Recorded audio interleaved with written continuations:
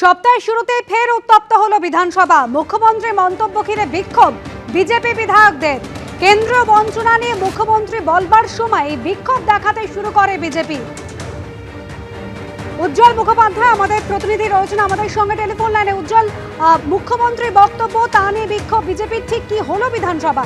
কেন্দ্রীয় সরকার 100 দিনের কাজের প্রকল্পে কেন্দ্রীয় সরকার কতটা সাহায্য করেছে এই নিয়ে একটি প্রশ্ন উত্তর পর্বে মুখ্যমন্ত্রী বলতে ওঠেন এবং তিনি একের পর এক অভিযোগ করতে থাকেন যে বিভিন্ন রাজ্যে 100 দিনের কাজের টাকা পেলেও এই রাজ্যে কিন্তু দীর্ঘদিন ধরে এই টাকা বন্ধ হয়ে রয়েছে।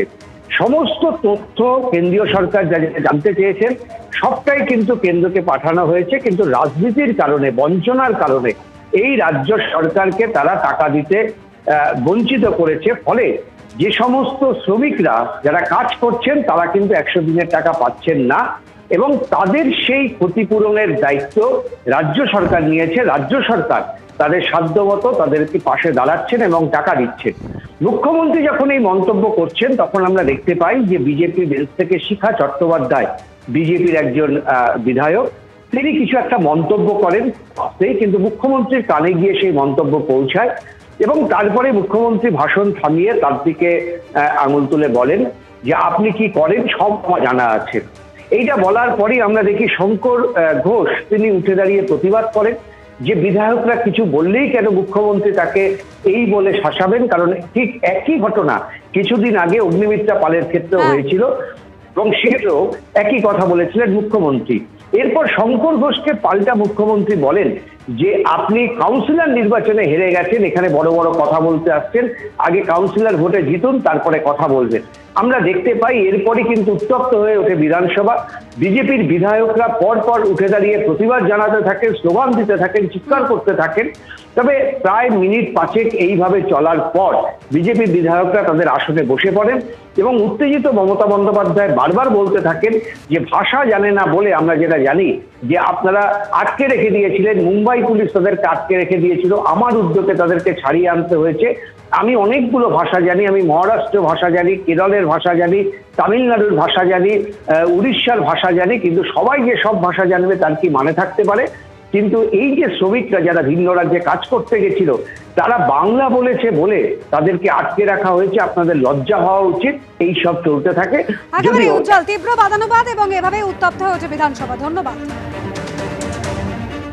আরজিকর আন্দোলনে 3 চিকিৎসকের পোস্টিং মামলায় গুরুত্বপূর্ণ পর্যবেক্ষণ আদালতের।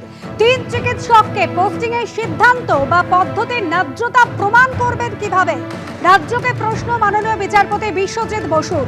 সৌভিক মজুমদার আমাদের প্রতিনিধি রয়েছেন আমাদের সঙ্গে টেলিফোন লাইনে। সৌভিক, এই 3 চিকিৎসক আরজিকর আন্দোলনের অন্যতম মুখ, তারা প্রথমেই পোস্টিং নিয়ে প্রশ্ন তুলেছিলেন। আজ আদালতের কি পর্যবেক্ষণ? দেখো, কলকাতা হাইকোর্টের পর্যবেক্ষণ হচ্ছে প্রথমত এই যে অনিকেত মাহাতোর মামলা ছিল সেই মামলায় কলকাতা হাইকোর্টের পর্যবেক্ষণ হচ্ছে যে অনিকেত মাহাতোর বক্তব্য হলো যে তার র্যাঙ্ক ছিল 24, কিন্তু তিনি আরজিকর হাসপাতালে তিনি সুযোগ এখনো পর্যন্ত পাননি।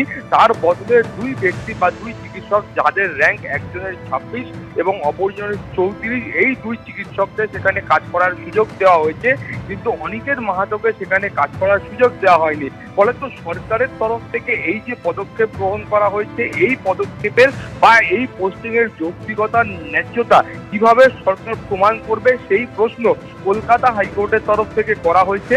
এবং তার পাশাপাশি অত্যন্ত গুরুত্বপূর্ণভাবে মাননীয় বিচারপতি বিশ্বজিৎ বসু তিনি যে প্রশ্নটা করেছেন সেটা কিন্তু আরো বেশি গুরুত্বপূর্ণ, যে এই যে পোস্টিং যেটা করা হয় সেই পোস্টিংটা কি মেধাভিত্তিক করা হয় নাকি সেই পোস্টিং যাকে পছন্দ, অর্থাৎ যাকে যে চিকিৎসককে যেখানে পছন্দ সেই চিকিৎসককে সেই জায়গায় বদলি করা হয়, এই পদ্ধতিতে করা হয়, সেটা নিয়েও কিন্তু কলকাতা হাইকোর্ট প্রশ্ন তুলেছে।